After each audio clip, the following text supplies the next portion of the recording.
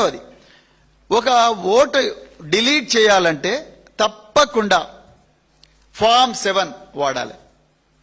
అంటే నా ఓటు కొండారెడ్డిపల్లిలో ఉన్నది, అదేవిధంగా కొడంగల్లో ఉన్నది. ఇప్పుడు రేవంత్ రెడ్డి గారి ఓటు కొండారెడ్డిపల్లిలో ఉన్నది, అదేవిధంగా కొడంగల్లో ఉన్నది.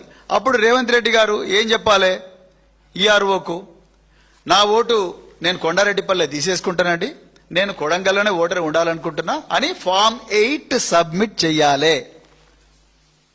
ఫామ్ 8 సబ్మిట్ చేసిన వెంటనే వారిని అడుగుతారు, మళ్ళీ ఒకసారి కన్ఫర్మ్ చేయండి, మీకు కొడంగల్ కావాలన్నా కొండారెడ్డిపల్లి కావాలన్నా. అప్పుడు ఆయన అంటే నాకు కొడంగలే కావాలంటాడు.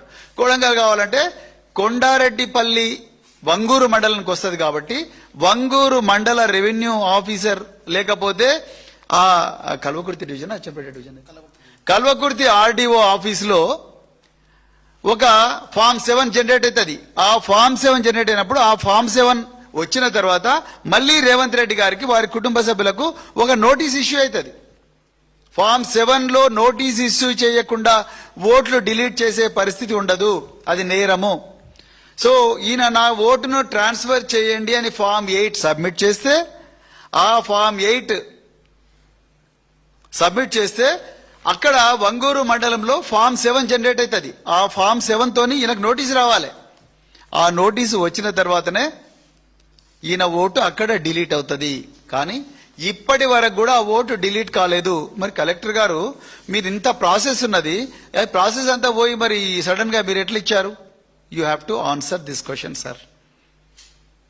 ఈ ప్రశ్నకు సమాధానం మీరు డిస్ట్రిక్ట్ ఎలక్షన్ ఆఫీసర్గా చెప్పాలి. మీరు రాత్రికి రాత్రే ఇది చేసుంటే బిఎన్ఎస్ భారతీయ న్యాయ సంహిత ప్రకారము, రిప్రజెంటేషన్ ఆఫ్ పీపుల్స్ యాక్ట్ ప్రకారము మీరు విలువైన ఆధారాన్ని నాశనం చేసినట్టుగా మీరు కూడా నేరస్తులు అవుతారు. మీరవుతారు, మీ ఈఆర్ఓ అంటే మీ ఆర్డీఓ అవుతారు, మీ ఎంఆర్ఓ కూడా అవుతారు, మీ బిఎల్ఓ కూడా అవుతారు.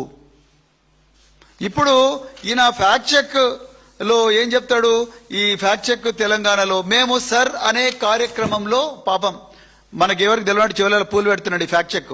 మేము సర్ అనే కార్యక్రమంలో దీన్ని మారుద్దాం అనుకున్నాము, అందుకొరకు మేము ఇన్ఫార్మ్ చేసినాము అంటున్నాడు. మరి సార్ లేనప్పుడు స్పెషల్ సమ్మరీ రివిజన్ ప్రతి సంవత్సరం చేస్తారు కదా ఎస్ఎస్ఆర్, అక్కడ దొరకలేదా Revanth Reddy? Special summary revision of electoral rolls ప్రతి సంవత్సరం చేస్తారు కదా. పంచాయతీ ఎలక్షన్ల ముందు చేస్తారు, మున్సిపల్ ఎలక్షన్ల ముందు చేస్తారు, పార్లమెంట్ ఎలక్షన్ల అప్పుడు కూడా చేస్తారు. అప్పుడు దొరకలేదా మరి రేవంత్ రెడ్డి గారు 2 ఓట్లు ఉన్నట్టు?